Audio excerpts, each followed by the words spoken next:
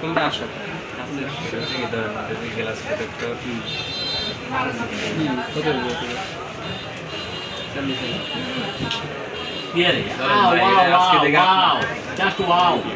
ভাই আপনি যে ফোনটা নিলে আপনার অনুভূতিটা কেমন আমাদের একটু বলেন। অনুভূতিটা ভাই বলার মতো নতুন বিয়ে করলে যেমন তেমন আছে না নতুন বউ পেয়েছে নতুন বউ বলতে ঠিক আছে ভাইয়া, থ্যাংক ইউ। আর আপনি এটা সাথে কি পাচ্ছেন আমি দেখে দিচ্ছি।